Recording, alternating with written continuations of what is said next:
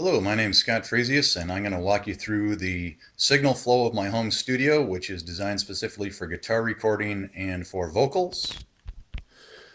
The core of the studio is an 11 rack, which is an Avid product specifically designed for guitar recording. Pretty much does everything in the box, and it comes with Pro Tools, so I use that for my digital audio workstation. This is the simplest setup, just a guitar plugged right into the guitar input of an 11 rack using a standard instrument cable. Amp emulation and all effects processing is done right in the 11 rack, and it's a zero latency system, so I don't have to worry about having an external monitor to be able to listen to myself play in real time. Sometimes for recording electric, I want some effects that are not available within the 11 rack, and for that I'll plug into external effects where the signal flow goes from the guitar through the external effects and then into the guitar input of the 11 rack. A few things to think about on external effects. First off, you're looking at the possibility for noise and signal drop for each new piece that you add. The other thing to think about is that a lot of them are effectively a gain stage. If you've got a level knob on a distortion pedal, or you've got a looper that has level controls, those are effectively gain stages, and you want to keep those as neutral in the signal as possible. For recording with a microphone, I actually run through an external preamp before going into the 11 rack. This is the preamp here.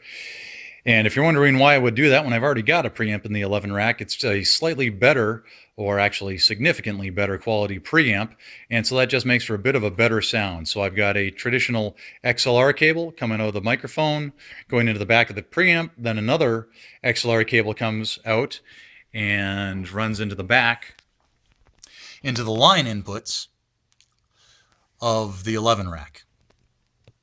If I want to run through the internal preamp, I simply run the microphone into the XLR microphone input on the front of the 11 rack. And if you look at that, you can see it's labeled mic and it's got a gain stage, and that runs through the internal preamp. There are several ways I can run an acoustic guitar into the 11 rack. The first is the same way that I do an electric guitar. That, of course, is going to run it through all of the processing components of that. A lot of the times I don't want that, so I want something that's going to bypass all that and go straight to recording.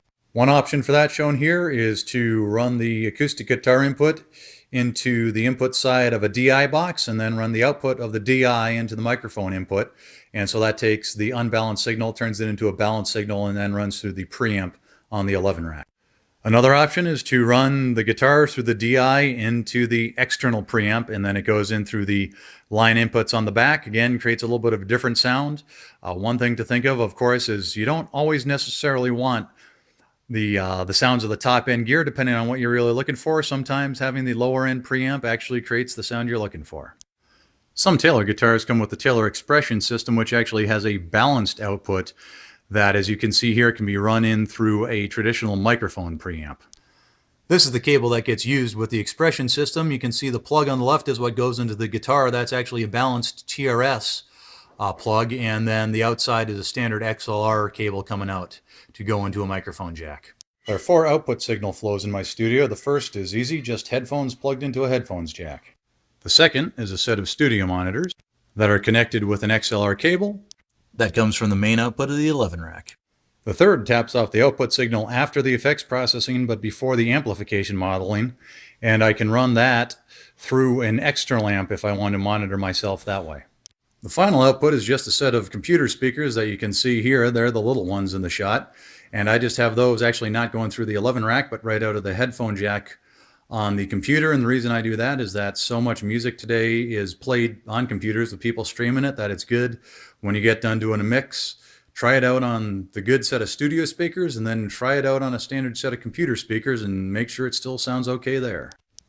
If you want to hear how the studio sounds, check out the link in the text below.